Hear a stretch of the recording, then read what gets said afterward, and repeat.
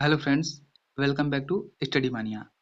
इस वीडियो में हम लोग बिहार एसएससी इडुटेरिया का सेट नंबर 14 को डिस्कस करेंगे। तो आइए शुरू करते हैं। हमारा पहला क्वेश्चन है, पॉलीसिथेमिया निम्न में से किससे संबंधित बीमारी है? तो जो पॉलीसिथेमिया होती है यह आरबीसी से संबंधित बीमारी होती है।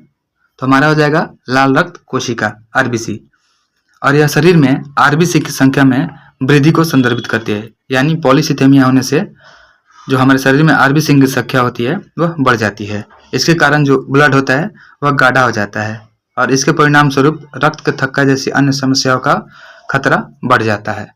अगला क्वेश्चन है, जिम्नोस्पर्म में बीज होते हैं।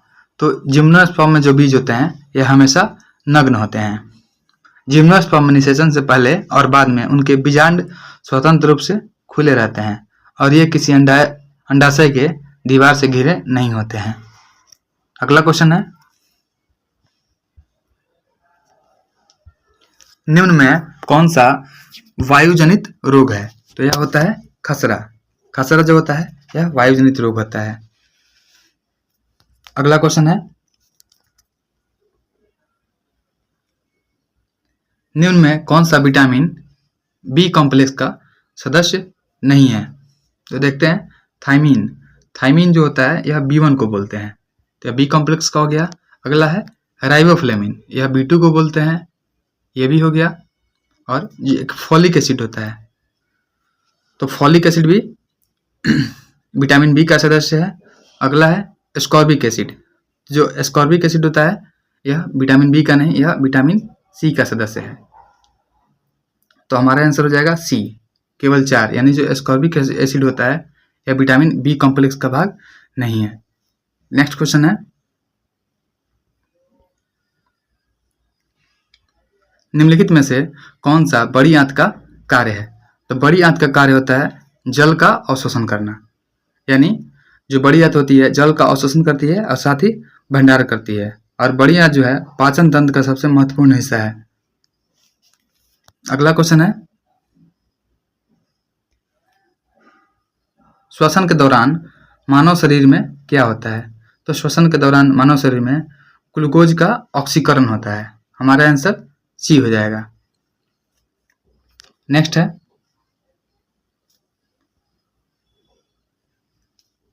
निम्न में कौन सी तरंगे ध्रुवित की जा सकती है?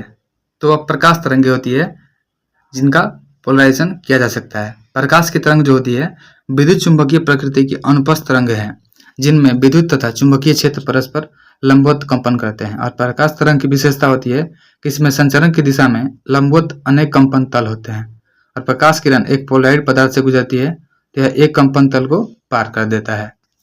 तो इसलिए हम विद्युत यानी प्रकाश तरंग का पोलराइजेशन कर सकते हैं। नेक्स्ट है, पत्थर को ठोकर मारने से व्यक्ति को चोट लगने का कारण क्या होता है? तो पत्थर को जब ठोकर मारते हैं तो यह प्रतिक्रिया के कारण चोट लगती है। यानी न्यूटन का जो तीसरा नियम होता है उसके अनुसार प्रत्येक क्रिया के साथ उसमें बराबर परिणाम तथा एवं विपरीत दिशा में प्रतिक्रिया होती है। तो हमारा आंसर प्रतिक्रिया हो जाएगा। अगला क्वेश्चन है, पृष्ठ तनाव किसके कारण पैदा होता है? तो पृष्ठ तनाव जो होता है अणुओं के बीच संसंजक बल के कारण पैदा होता है। हमारा आंसर बी हो जाएगा। साथ ही याद रखेंगे, जो पृष्ठ तनाव होता है इसके कारण वर्षा की बूंद का जो आकार होता है गोलाकार होता है, क्योंकि द्रव्य का जो स्वतंत्र पृष्ठ होता है कम से कम क्षेत्रफल घेरने का प्रयास करता है। तो वर्षा की जो बूंद होती है तथा पारे में का जो कण होता है यह गोलाकार पृष्ठ तनाव के कारण ही होता है। नेक्स्ट है, विद्युत धारा मापने में निम्न में किसका प्रयोग किया जाता है? तो विद्युत धारा मापने में अमीटर का प्रयोग किया जाता है। हमारा आंसर ए हो जाएगा। और इससे किसी परिपथ की धारा मापने के लिए परिपथ से श्रेणी क्रम में जोड़ा जाता है, ताकि जो संपूर्ण धारा पूरी धारा होती है एमीटर से होकर ही प्रवाहित हो। अगला क्वेश्चन है,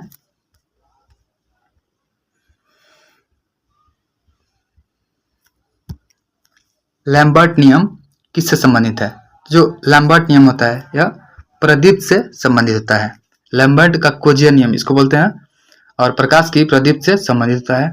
प्रकाशिकी में लैम्बर्ट के कोजियर नियम के अनुसार किसी लैम्बर्टी तल से विकिरित ऊर्जा की तीव्रता का जो प्रक्षेपित मान होता है, उस तल के लंबवत रेखा तथा प्रेक्षक की दृष्टि यानी देखने वाले की दृष्टि के रेखा के बीच एक कोण बनाता है, और कोण के कोजिया में समानुपाती होता है। नेक्स्ट है पॉलीकॉट निम्न में किसका मिश्रण है? तो पॉलीकॉट जो होता है यह पॉलिस्टर और कॉटन का मिश्रण होता है, इसलिए इसका नाम पॉलीकॉट रखा गया है। हमारा आंसर सी हो जाएगा, पॉलिस्टर और कपास यानी कॉटन। अगला क्वेश्चन है जल की कठोरता को दूर करने की प्रक्रिया जो है क्या कहलाती है? तो इसे मृदुकरण बोलते हैं। जिस जल में साबुन घुलने पर झाग देता है उसे मृदु जल बोलते हैं, और जिसमें साबुन नहीं घुलता है और झाग नहीं होता है उसे कठोर जल बोलते हैं। और जल की कठोरता उसमें उपस्थित जो होता है कैल्शियम तथा मैग्नीशियम के लवणों के कारण होता है, अधिक मात्रा के कारण होता है, तो उसको मृदुकरण करके दूर कर सकते हैं। अगला क्वेश्चन है प्रति अम्ल के रूप में प्रयोग किए जाने वाला क्षारक होता है, तो यह होता है मैग्नीशियम हाइड्रोक्साइड। मैग्नीशियम हाइड्रोक्साइड का प्रयोग जो है प्रति अम्ल के रूप में किया जाता है, और मैग्नीशियम हाइड्रोक्साइड का फॉर्मूला होता है MgOH का होल 2। याद रखना है, मैग्नीशियम हाइड्रोक्साइड का फॉर्मूला जो होता है MgOH का होल 2 होता है। नेक्स्ट है निम्न में कौन सा एक न्यूक्लियॉन नहीं है? तो यह होता है इलेक्ट्रॉन। यह न्यूक्लियॉन नहीं है। प्रोटॉन और न्यूट्रॉन को सामूहिक रूप से न्यूक्लियॉन बोलते हैं, जो परमाणु के नाभिक में पाए जाते हैं, और इलेक्ट्रॉन परमाणु के नाभिक का हिस्सा नहीं होता है, वह नाभिक के चारों ओर कक्षाओं में चक्कर लगाता है, इसलिए इलेक्ट्रॉन को न्यूक्लियॉन नहीं बोलेंगे। अगला क्वेश्चन है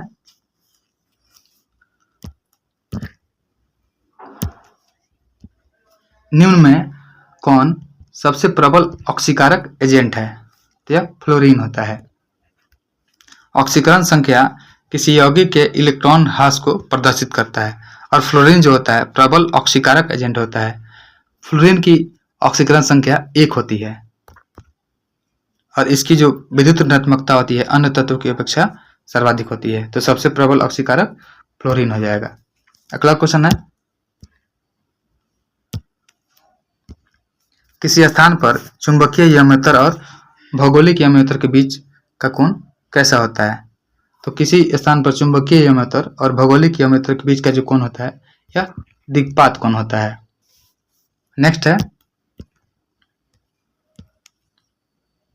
पहिए में बॉल बेयरिंग का क्या कार्य होता है? तो पहिए में जो बॉल बेयरिंग होता है उसका कार्य होता है गतिज घर्षण को रोलिंग घर्षण में बदलना। हमारा आंसर बी हो जाएगा।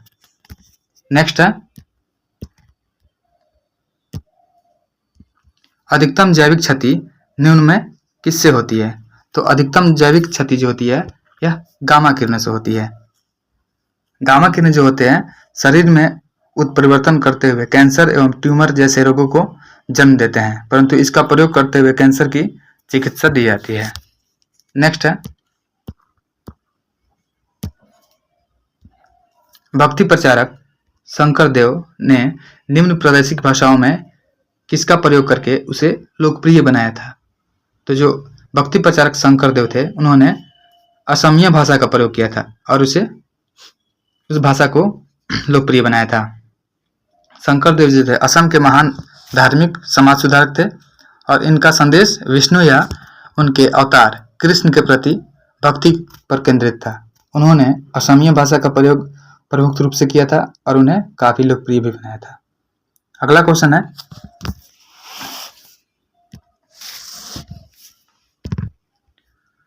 चोल राजा राजेंद्र ने निम्न में कौन सी उपाधि धारण नहीं की थी?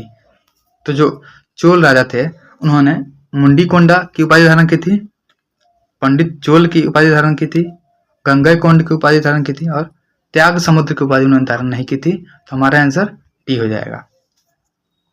नेक्स्ट है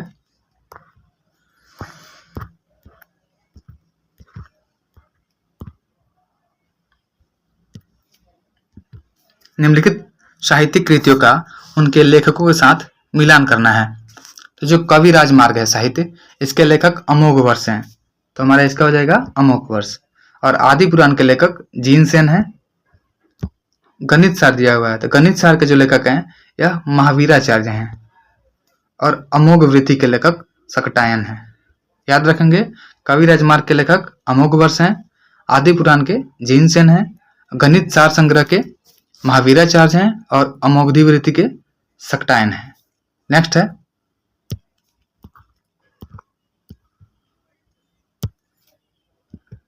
प्राचीन काल में निम्न में कौन कलिंग का एक महान शासक था। तो प्राचीन काल में ये जो खारवेल था यह कलिंग का एक महान शासक था। और इसके संबंध में जो विशेष जानकारी है हाथी गुम्फा अभिलेख से प्राप्त होती है। यह 2री शताब्दी ईसा पूर्व में वहां का शासक हुआ था और इसका संबंध कलिंग में चेदी वंश से था। इसने अपने समय में अनेकों विजय प्राप्त की थी, जिसमें मगध के शासक बृहस्पति मित्र तथा दक्षिण में सातवाहन वंश के सातकर्णी पर विजय सबसे प्रमुख है। अगला क्वेश्चन है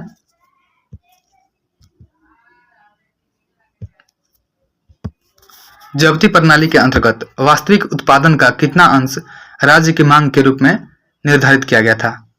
तो 1/3 भाग निर्धारित किया गया था। जब्ती प्रणाली के तहत जो वास्तविक उत्पादन होता था उसका 1/3 भाग जो अंश होता है यह राज्य की मांग के रूप में निर्धारित किया गया था। और अकबर ने अपने शासनकाल के 24वें वर्ष में मतलब 1580 में आईने दहसाला नामक नई प्रणाली की शुरुआत भी की थी। अगला क्वेश्चन है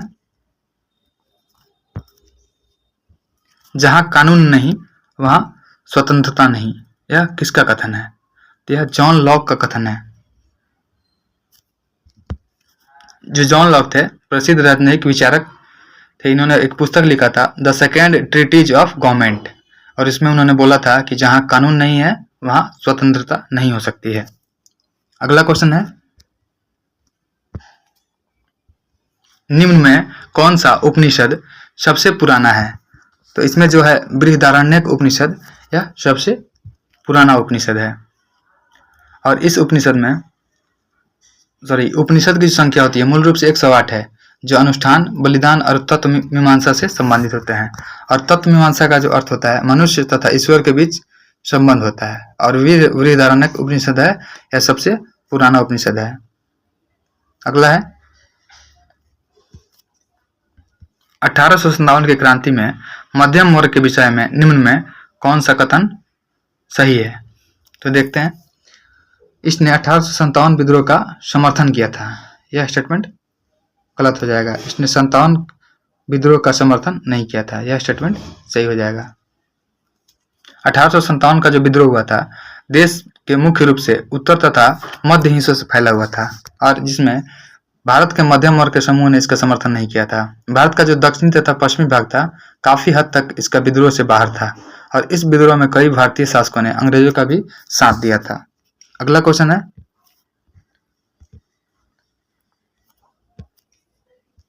चंपारण सत्याग्रह के बारे में निम्न में कौन सा कथन सही नहीं है। तीन कटिया प्रथा के विरुद्ध इस आंदोलन का नेतृत्व महात्मा गांधी ने किया था, यह स्टेटमेंट सही है। महात्मा गांधी सरकार द्वारा नियुक्त चंपारण कृषि समिति के सदस्य नहीं थे, यह स्टेटमेंट गलत है।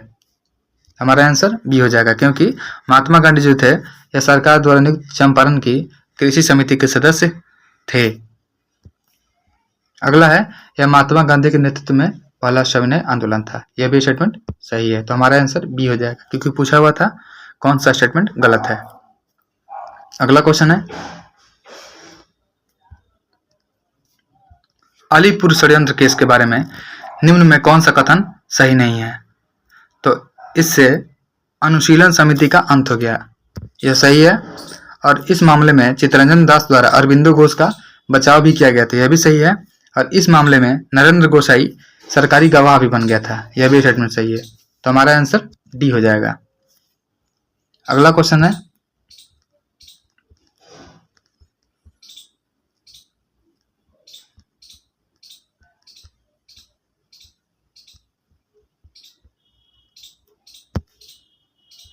भारतीय शिक्षा के संदर्भ में निम्न कथनों पर विचार करें। तो जो वुड डिस्पैच है, तो वुड डिस्पैच जो आया था 1854 में आया था डलहौजी के द्वारा।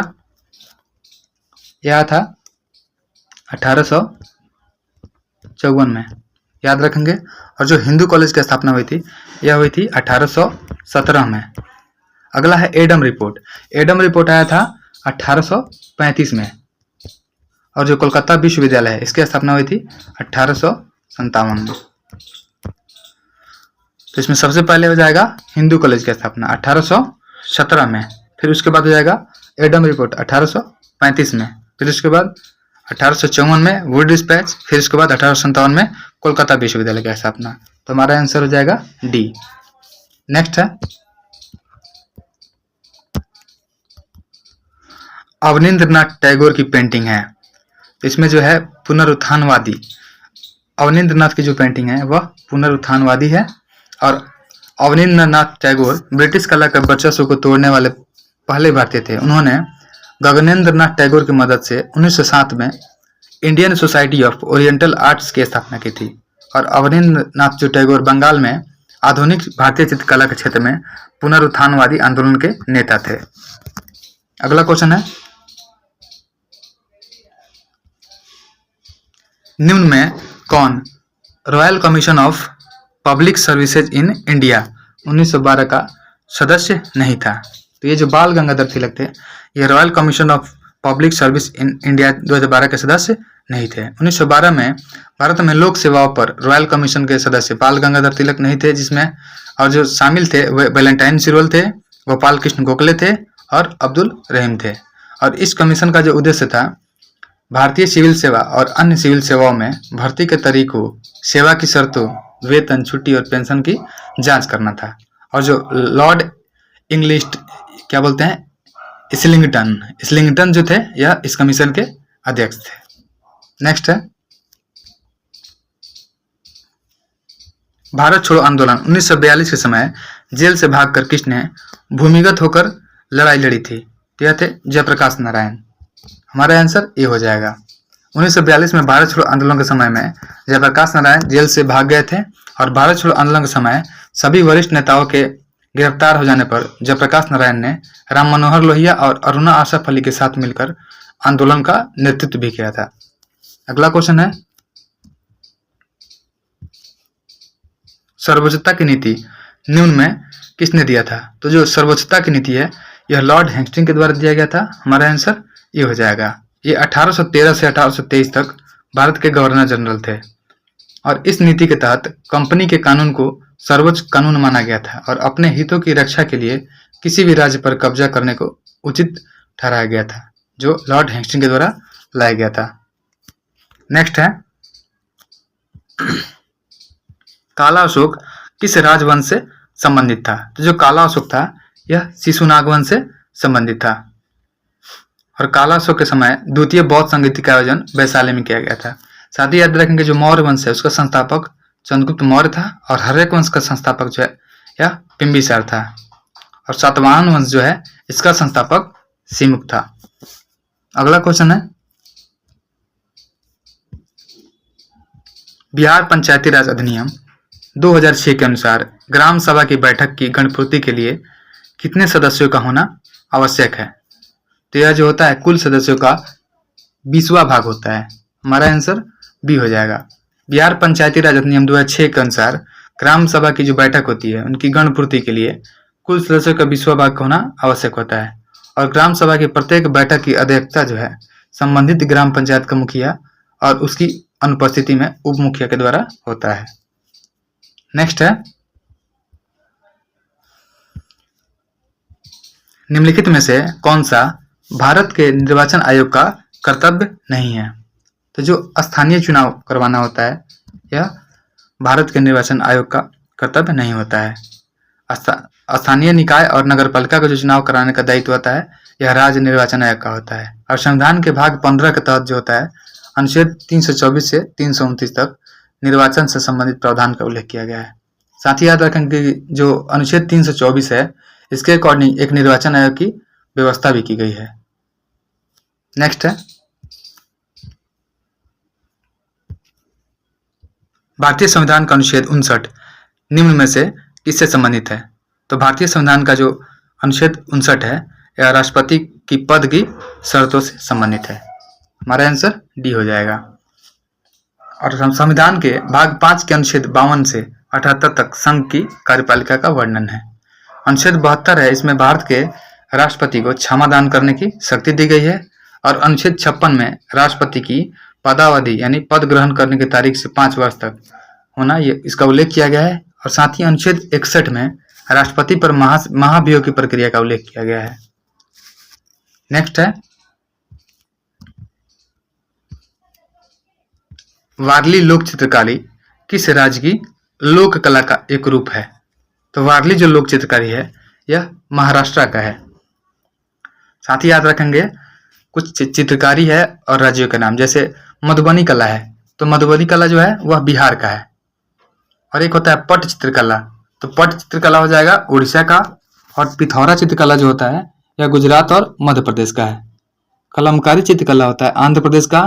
और एक होता है कालीघाट चित्रकला, यह पश्चिम बंगाल कोलकाता का हो जाएगा। और चिकनकारी चित्रकला होता है यह उत्तर प्रदेश का है। और एक होता है तंजौर चित्रकला, यह तमिलनाडु में आता है। और एक फुलवारी चित्रकला होता है, तो फुलवारी चित्रकला का संबंध जो है पंजाब राज्य से है। अगला क्वेश्चन है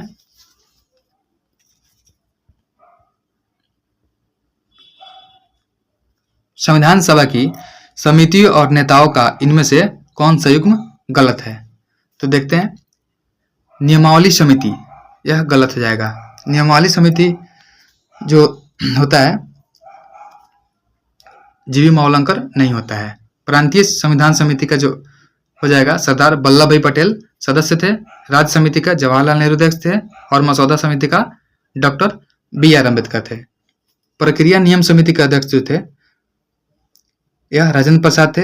संचालन समिति थे, इसके अध्यक्ष राजेंद्र प्रसाद थे। और राज्यों के लिए जो समिति बनाई थी यानी राज्यों से समझौता करने वाली, इसके अध्यक्ष जवाहरलाल नेहरू थे। और सर्वोच्च न्यायालय के जो तदर्थ समिति थी इसके अध्यक्ष S वरदाचार्य थे। और एक था प्रेस दीर्घा समिति, इसके अध्यक्ष थे उषानाथ सेन थे। नेक्स्ट है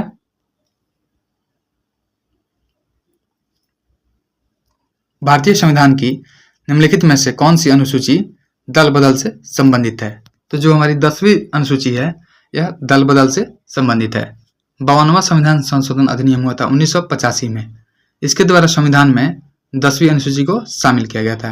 और 5वीं अनुसूची में अनुसूचित क्षेत्रों तथा अनुसूचित जनजातियों के प्रशासन और नियंत्रण के बारे में बताया गया है। और जो 7वां अनुसूची है, 7वां अनुसूची में केंद्र और राज्यों के बीच शक्तियों का बंटवारा किया गया है। और जो तीसरा अनुसूची है, तो तीसरा अनुसूची में भारतीय संघ के कुछ पदाधिकारियों के शपथ और प्रतिज्ञान के रूप में प्रारूप का उल्लेख किया गया है। अगला क्वेश्चन है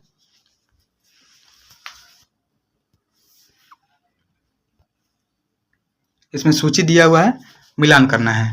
समलवन रेखा, जो समलवन रेखा होती है वो समान लवणता वाले क्षेत्रों को मिलाती है। और जो समताप रेखा होती है समान तापमान वाले रेखाओं को मिलाती है। एक होती है समवर्षा रेखा, यह समान वर्षा वाले रेखा को मिलाती है। और एक समदाब रेखा होती है, समान दाब वाले रेखाओं को मिलाती है। वैसे ही एक आइसोबार होता है, ये समान वायु दाब वाले स्थानों को जोड़ता है। और आइसोबाथ होता है, समुद्र के भीतर समान गहराई वाले स्थान को जोड़ता है। वैसे एक आइसोहेलाइन होता है, यह समान सूर्य का तापमान वाले स्थान को मिलाने वाली रेखा है। और एक कंटूर लाइन होता है, कंटूर रेखा, यह समुद्र तल से बराबर ऊंचाई वाले स्थानों को मिलाने वाली रेखा होती है, जिसे कंटूर लाइन बोलते हैं। याद रखेंगे। नेक्स्ट है भारत में पंचायती राज व्यवस्था का शिल्पी किसे कहा जाता है? तो भारत में पंचायती राज व्यवस्था का शिल्पी BR मेहता को बोला जाता है। और बलवंत राय मेहता, इन्होंने पंचायती राज की त्रिस्तरीय प्रावधान को लागू करने की सिफारिश की थी। और BR मेहता की जो समिति आई थी यह 1957 में गठित की गई थी। और इस समिति के द्वारा ग्राम पंचायत, पंचायत समिति एवं जिला परिषद गठन करने का प्रावधान किया गया था, यानी यह त्रिस्तरीय थी। नेक्स्ट है निम्नलिखित में से कौन ग्रामीण क्षेत्रों में लोगों को प्रत्यक्ष ऋण सुविधा प्रदान नहीं करता है? तो यह राष्ट्रीय कृषि एवं ग्रामीण बैंक है। हमारा आंसर जी हो जाएगा। भारतीय संसद के एक अधिनियम के तहत राष्ट्रीय कृषि और ग्रामीण बैंक यानी नाबार्ड का स्थापना हुआ था। यह 12 जुलाई 1982 को इसका स्थापना हुआ था। और नाबार्ड देश में कृषि एवं ग्रामीण विकास हेतु वित्त उपलब्ध करवाने वाली शीर्ष संस्थान है और इसकी स्थापना जो है शिवरामन कमेटी की संस्तुति पर किया गया था। याद रखेंगे कि नाबार्ड का जो स्थापना है यह शिवरामन कमेटी की संस्तुति पर किया गया था। साथ ही याद रखेंगे कि किसान क्रेडिट कार्ड योजना है, इसकी शुरुआत 1998 में की गई थी। अगला क्वेश्चन है, भारत सरकार ने डैश में द्वितीय पिछड़ा वर्ग आयोग की नियुक्ति की थी, जिसे मंडल आयोग के नाम से जाना जाता है। तो ईयर बताना है, ये हो जाएगा 1979। यानी भारत सरकार ने 1979 में द्वितीय पिछड़ा वर्ग आयोग का नियुक्ति किया था, जिसे मंडल आयोग के नाम से जानते हैं। और 1 जनवरी 1979 को मोरारजी देसाई सरकार ने बिहार के पूर्व मुख्यमंत्री बिंदेश्वरी प्रसाद मंडल को द्वितीय पिछड़ा वर्ग का आयोग का अध्यक्ष बनाया था। साथ ही बीपी मंडल ने 2 साल तक बाद 31 दिसंबर 1980 को अपनी रिपोर्ट सौंपी थी। साथ ही हमें यह भी याद रखना है कि 102 संविधान संशोधन हुआ था 2018 में। इसके द्वारा संविधान में नया अनुच्छेद 338 का बी जोड़ा गया, जिसके अंतर्गत राष्ट्रीय पिछड़ा वर्ग आयोग को संवैधानिक निकाय का दर्जा दिया गया। अतः वर्तमान में राष्ट्रीय पिछड़ा वर्ग आयोग एक अर्ध न्यायिक और संवैधानिक निकाय है। याद रखेंगे कि जो राष्ट्रीय पिछड़ा वर्ग आयोग है यह अर्ध न्यायिक और संवैधानिक निकाय है। नेक्स्ट है, स्वतंत्रता के बाद दूसरी पंचवर्षीय योजना जो 1956 से लेकर 61 थी, इसके दौरान जर्मनी के सहयोग से किस इस्पात यंत्र की स्थापना की गई थी? तो स्वतंत्रता के बाद 1956 से 61 के बीच में द्वितीय पंचवर्षीय योजना में जर्मनी की सहायता से राउरकेला इस्पात संयंत्र की स्थापना की गई थी। तो हमारा आंसर सी हो जाएगा। और भारत विश्व में कच्चे इस्पात का सबसे बड़ा उत्पादक देश है। चीन कच्चे इस्पात उत्पादन में प्रथम स्थान पे है और भारत में जो इस्पात का है सबसे बड़ा उत्पादक ये टिस्को कंपनी को माना जाता है और दूसरे नंबर पर steel authority of India limited है। साथ ही हमें याद रखेंगे कि सहयोगी देश की सहायता से किस किस इस्पात संयंत्र का स्थापना हुआ था। तो जर्मनी की सहायता से उड़ीसा में राउरकेला इस्पात संयंत्र का स्थापना हुआ था और रूस के सहयोग से भिलाई इस्पात संयंत्र छत्तीसगढ़ और बोकारो जो इस्पात संयंत्र है झारखंड वाला, इसका स्थापना हुआ था। और यूनाइटेड किंगडम ब्रिटेन की सहायता से दुर्गापुर इस्पात संयंत्र का स्थापना पश्चिम बंगाल में किया गया था। अगला क्वेश्चन है,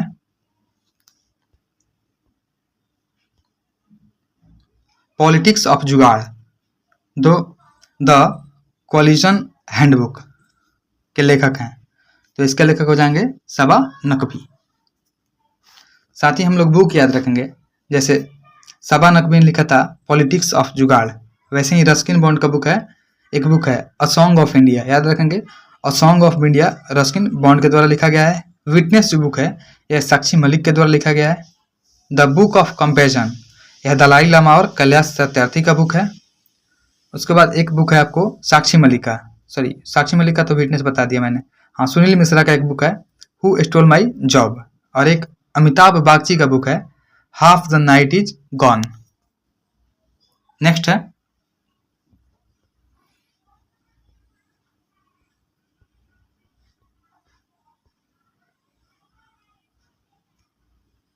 इंटरनेशनल एटॉमिक एनर्जी एजेंसी का सृजन किस वर्ष किया गया था? तो जो इंटरनेशनल एटॉमिक एनर्जी एजेंसी है इसका जो सृजन है गठन 1957 में किया गया था। हमारा आंसर ये हो जाएगा। और यह एक स्वायत्त विश्व स्तरीय संस्था है जिसका उद्देश्य है विश्व में परमाणु ऊर्जा शांतिपूर्ण उपयोग सुनिश्चित करना। और अंतर्राष्ट्रीय परमाणु ऊर्जा एजेंसी का जो मुख्यालय है ऑस्ट्रिया के वियना शहर में स्थित है। नेक्स्ट क्वेश्चन है, सरकार के कुल व्यय और ऋण को छोड़कर कुल प्राप्तियों के बीच के अंतर को कहा जाता है। तो इसे बोलते हैं राजकोषीय घाटा। यानी सरकार जो कुल खर्च करती है और ऋण को छोड़ करके कुल प्राप्ति जो होती है उसके बीच के अंतर को राजकोषीय घाटा बोलते हैं। नेक्स्ट है, अर्ध शुष्क जलवायु परिस्थितियों और अपकृष्ट मिट्टी में उगाई जाने वाली वह फसल जो खाद्य फसल के साथ साथ चारे के फसल भी है, निम्न में से क्या है? तो वह हो जाएगा मक्का। मक्का जो होती है एक प्रमुख खाद्य फसल है जो मोटे अनाजों के श्रेणी में आता है और मक्का खरीफ ऋतु की फसल है। यह कार्बोहाइड्रेट का बहुत अच्छा स्रोत होता है। साथ ही जो ज्वार बाजरा भी होती है ये भी खरीफ फसल होता है। और भारत में गेहूं एक मुख्य खाद्यान्न फसल है। गेहूं की खेती के लिए समशीतोष्ण जलवायु की आवश्यकता होती है। अगला क्वेश्चन है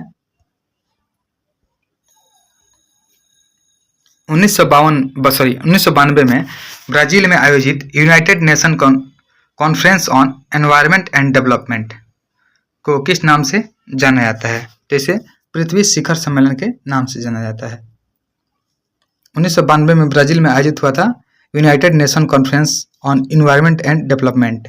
इसको पृथ्वी शिखर सम्मेलन के नाम से जानते हैं और यह जून 1992 में ब्राजील के शहर रियो डी जेनेरियो में आयोजित किया गया था और इसे रियो सम्मेलन के नाम से भी जानते हैं। अगला क्वेश्चन है इसमें स्वतंत्रता से पूर्व एवं इस्पात उद्योग के बारे में सूची दिया हुआ है और स्थापना वर्ष दिया हुआ है। इसे मिलान करना है। जो लौह इस्पात कारखाना है कुल्टी का पश्चिम बंगाल में, इसका जो स्थापना है इसका किया गया था 1870 में। और जो साक्षी झारखंड में है तो इसका स्थापना किया गया था 1907 में। साथ ही जो भद्रावती है कर्नाटक वाला, तो याद रखेंगे ये 1937 तो नहीं होना चाहिए, 1923 होना चाहिए। एक बार आप लोग कंफर्म कर लीजिएगा। और जो बर्नपुर है, बर्नपुर पश्चिम बंगाल का, ये 1937 ये होना चाहिए। ये 1939 नहीं, ये 1937 हो जाएगा इसका, 1937। और कर्नाटक वाला का 1923। एक बार आप लोग देख लीजिएगा। नेक्स्ट है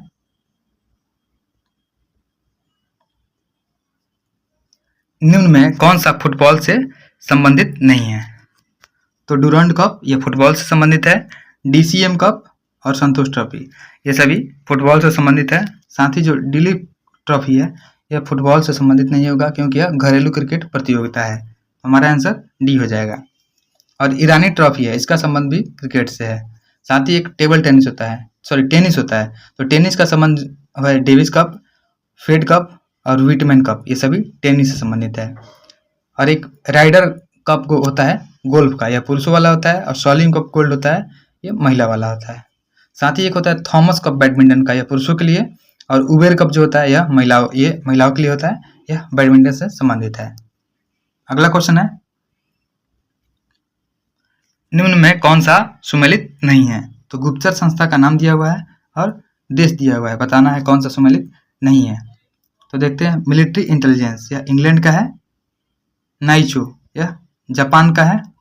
और अगला है मुखबरात, यह कुवैत का नहीं होगा, यह हो जाएगा मिस्र का हो जाएगा।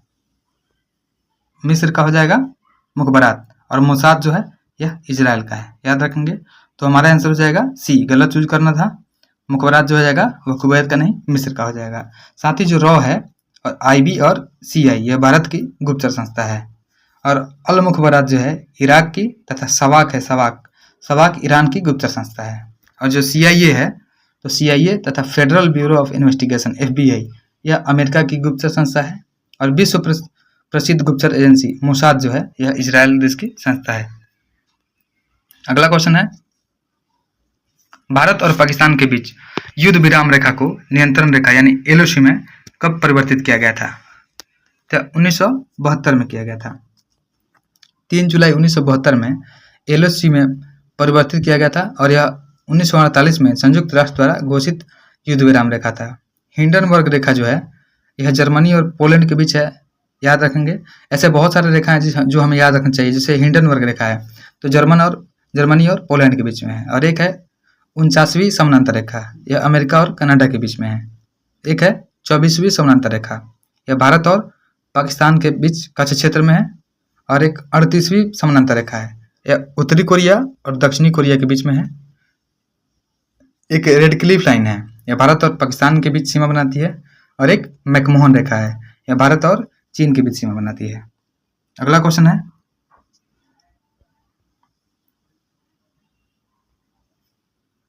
संयुक्त राष्ट्र के संदर्भ में वीटो शक्ति के बारे में निम्नलिखित में से कौन सा एक कथन सही है? तो सुरक्षा परिषद संकल्प को एक वीटो रोक सकता है, यह स्टेटमेंट बिल्कुल सही है। संयुक्त राष्ट्र सुरक्षा परिषद है, यह संयुक्त राष्ट्र के 6 प्रमुख अंगों में से एक है। और संयुक्त राष्ट्र संघ की स्थापना जो हुई है 1945 में हुई थी। सुरक्षा परिषद में 5 अस्थायी तथा 10 अस्थायी सदस्य होते हैं। और अस्थायी देश जो होते हैं सदस्य यह 2 वर्ष के लिए चुने जाते हैं। और संयुक्त राष्ट्र सुरक्षा परिषद के अस्थायी सदस्यों को वीटो शक्ति का अधिकार प्राप्त है। अगला क्वेश्चन है, सूची 1 और सूची 2 को मिलान करना है। संगठन का नाम दिया हुआ है और मुख्यालय दिया हुआ है। यूनिसेफ है, यूनिसेफ का जो मुख्यालय है यह न्यूयॉर्क में है। अगला है इफाड, इफाड का जो मुख्यालय है ये रोम में है। और सीटीबीटी, तो सीटीबीटी का जो मुख्यालय है यह वियना में है और ईयू का मुख्यालय है ये ब्रुसेल्स में है। तो यूनिसेफ का जो है इसका फुल फॉर्म होता है यूनाइटेड नेशन चिल्ड्रंस फंड, और इफाड जो होता है इसका फुल फॉर्म होता है international fund for agriculture development. और जो ईयू होता है यह यूरोपीय यूनियन बोलते हैं, यानी यूरोपीय संघ। यूरोप में स्थित 27 देशों का एक राजनीतिक और आर्थिक मंच है, इसे ईयू बोलते हैं। नेक्स्ट क्वेश्चन है,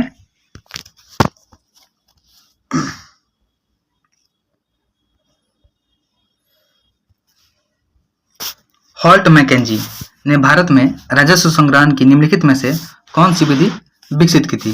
तो हॉल्ट मैकेंजी के द्वारा भारत में राजस्व प्रणाली जो संग्रहण की जो विधि थी वह महलवारी विकसित की गई थी। तो हमारा आंसर डी हो जाएगा। और महलवारी का मतलब होता है गांव का वह व्यवस्था जिसमें गांव के मुखिया से सरकार का लगान वसूली समझौता होता था। हॉल्ट मैकेंजी ने 1819 में अपने रिपोर्ट में महलवारी व्यवस्था का सूत्रपात किया, जिसे 1822 में लागू किया गया था। और यह व्यवस्था मध्य प्रांत, उत्तर प्रदेश और पंजाब में लागू की गई थी। 1793 में कॉर्नवालिस ने जमींदारी या अस्थाई जो व्यवस्था थी इस्तेमारी उसको शुरू किया था। और रैयतवाड़ी व्यवस्था जो है उसके जनक टॉमस मुनरो और कैप्टन रीड को माना जाता है। अगला क्वेश्चन है, CSIR का फुल फॉर्म क्या है? तो CSIR का फुल फॉर्म होता है council of scientific and industrial research, और इसकी स्थापना नई दिल्ली में सितंबर 1942 में की गई थी। और CSIR की स्थापना सोसाइटी पंजीकरण अधिनियम 1860 के अंतर्गत एक स्वायत्त निकाय के रूप में की गई थी। जो CSIR होता है इसके पदेन अध्यक्ष जो होते हैं प्रधानमंत्री, और उपाध्यक्ष जो होते हैं केंद्रीय विज्ञान और प्रौद्योगिकी मंत्री होते हैं। और इसके जो वित्त सचिव होते हैं CSIR का पदेन सदस्य होता है। साथ ही याद रखेंगे जो CSIR है इसका सलाहकार बोर्ड 15 सदस्यीय निकाय होता है, जिसके सदस्यों का जो कार्यकाल होता है 3 वर्ष का होता है। अगला क्वेश्चन है,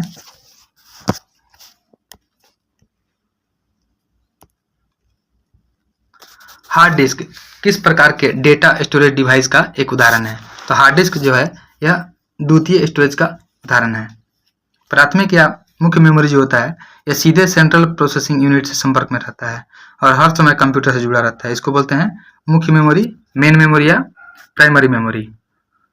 और कंप्यूटर को विद्युत सप्लाई बंद हो जाने पर प्राथमिक मेमोरी में संग्रहित डाटा समाप्त हो जाती है। अगला क्वेश्चन है, नवंबर 2024 में भारत के नए नियंत्रक एवं महालेखा परीक्षक कैग किन्हें नियुक्त किया गया है? तो यह है के संजय मूर्ति। के संजय मूर्ति को नवंबर 2024 में भारत के नए कैग के रूप में नियुक्त किया गया है, जो 91 नंबर के हैं, 51 नंबर के। याद रखना है, हमेशा एग्जाम में पूछा जाता है कि कितने नंबर के हैं, तो 91 नंबर के हैं के संजय मूर्ति कैग हैं। साथ ही याद रखेंगे कि अमरप्रीत सिंह हैं, यह 28वें नंबर के भारतीय वायुसेना के अध्यक्ष हैं। और एक हैं हीरालाल समरिया, ये 12वें नंबर के भारत के मुख्य सूचना आयुक्त हैं। और एक है राष्ट्रीय महिला आयोग, तो राष्ट्रीय महिला आयोग के जो अध्यक्ष हैं विजया किशोर रहाटकर हैं, ये 9वीं हैं। और राष्ट्रीय मानवाधिकार आयोग के जो अध्यक्ष हैं न्यायमूर्ति वी रामा सुब्रमण्यम है। नेक्स्ट क्वेश्चन है, भारत और किस देश के बीच गरुड़ शक्ति अभ्यास 2024 आयोजित किया गया है? तो जो गरुड़ शक्ति अभ्यास है यह भारत और इंडोनेशिया के बीच में आयोजित किया गया था। कुछ सैन्य अभ्यास है जो सबको याद रखना चाहिए, जैसे गरुड़ शक्ति जो होता है भारत और इंडोनेशिया के बीच में होता है। वैसे ही विनवेक्स होता है, यह भारत और वियतनाम के बीच में होता है। और जो सूर्य किरण होता है भारत और नेपाल के बीच में होता है। और मालाबार एक होता है, तो मालाबार जो होता है इसमें क्वाड कंट्री शामिल होते हैं, भारत, जापान, अमेरिका और ऑस्ट्रेलिया। और एक काजिन होता है जो भारत और कजाकिस्तान के साथ होता है। वैसे ही एक वरुण होता है, वरुण भारत और फ्रांस के बीच में होता है। और एक होता है युद्धाभ्यास, तो युद्धाभ्यास भारत और अमेरिका के बीच में होता है। अलनगाह अभ्यास है, जो भारत और ओमान के बीच में अलनगाह होता है, और भारत और श्रीलंका के बीच में मित्र शक्ति अभ्यास होता है। साथ ही एक मैत्री होता है, मैत्री अभ्यास जो है भारत और थाईलैंड के बीच में होता है, और होपेक्स जो है भारत और मिस्र के बीच में होता है। और एक होता है जीमेक्स, जीमेक्स जो है भारत और जापान के बीच में होता है, इसको बोलते हैं जीमेक्स। नेक्स्ट क्वेश्चन है,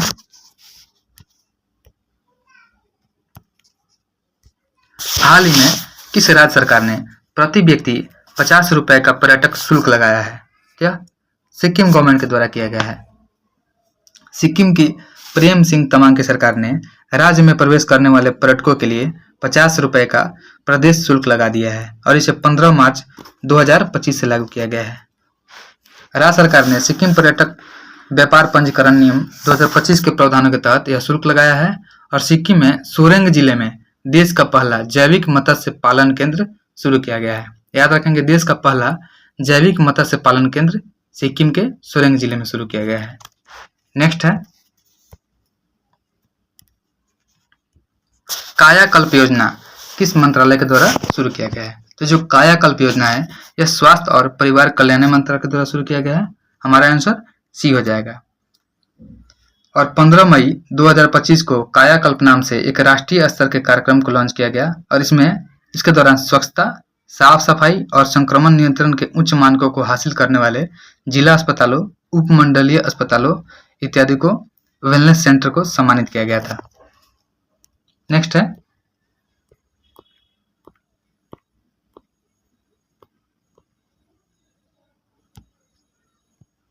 long range land attack cruise missile किस संगठन द्वारा विकसित किया गया है?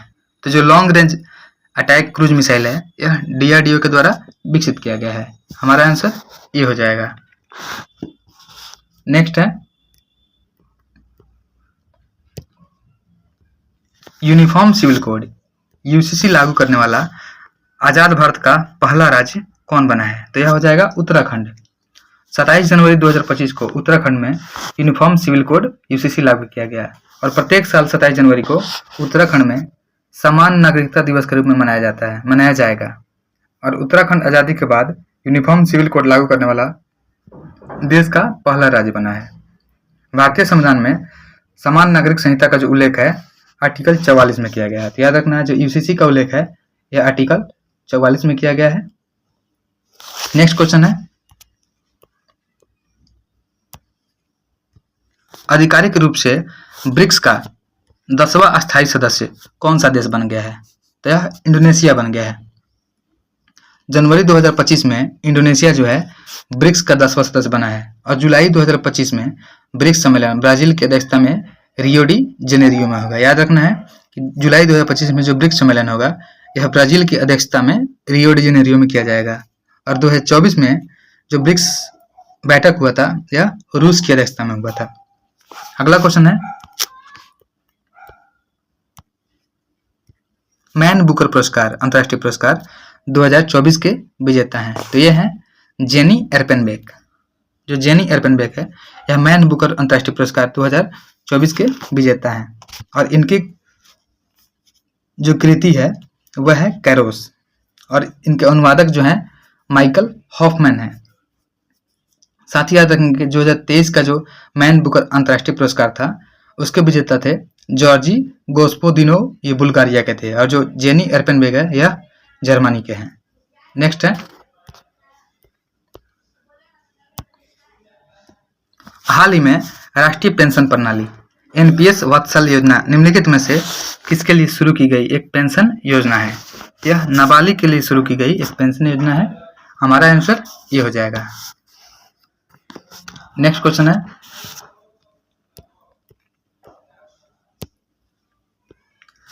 6वें राज्य खाद्य सुरक्षा सूचकांक 2024 के संबंध में कौन सा कथन सत्य है?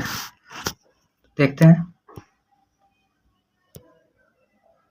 केरल ने लगातार दूसरी बार इस सूचकांक में शीर्ष स्थान हासिल किया है, यह सही है।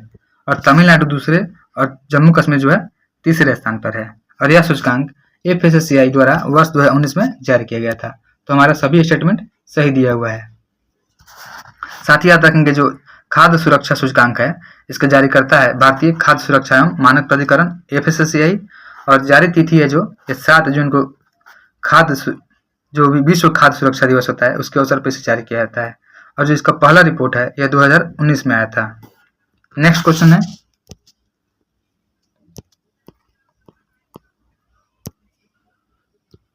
निम्नलिखित में से किस राष्ट्रीय उद्यान में टील कार्बन पर भारत का पहला अध्ययन किया गया है? तो हो जाएगा केवलादेव राष्ट्रीय उद्यान, जो राजस्थान में है। राजस्थान के भरतपुर जिले में केवलादेव राष्ट्रीय उद्यान में टील कार्बन पर भारत का पहला अध्ययन किया गया है। और टील कार्बन का मतलब होता है अलवण जल, यानी जो गैर ज्वारीय होता है आर्द्रभूमि में संग्रहित कार्बन से है, जिसमें वनस्पति, सूक्ष्मजीव, बायोमास तथा घुले हुए कणिका तथा कार्बनिक पदार्थ शामिल होते हैं। और जो बायोचार होता है एक कार्बन समृद्ध पदार्थ है जो मृदा की उर्वरता, जल धारण क्षमता और फसल उत्पादकता को बढ़ावा देता है। नेक्स्ट है,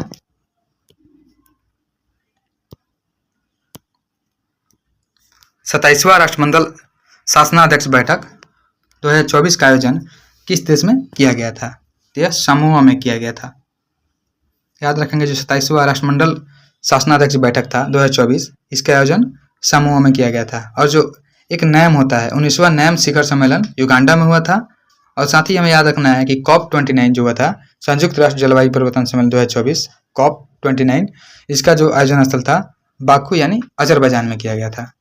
अगला क्वेश्चन है,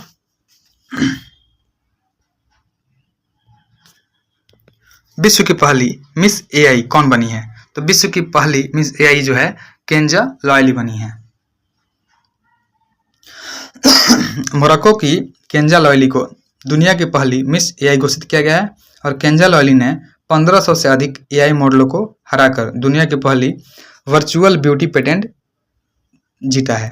और इस प्रतियोगिता का जो आयोजन है ब्रिटेन की फेनक्यू कंपनी ने वर्ल्ड AI क्रिएटर्स अवार्ड के साथ मिलकर किया है। और इस प्रतियोगिता में भारत से AI जनरेटर मॉडल द्वारा सातवारी ने हिस्सा लिया था। नेक्स्ट है,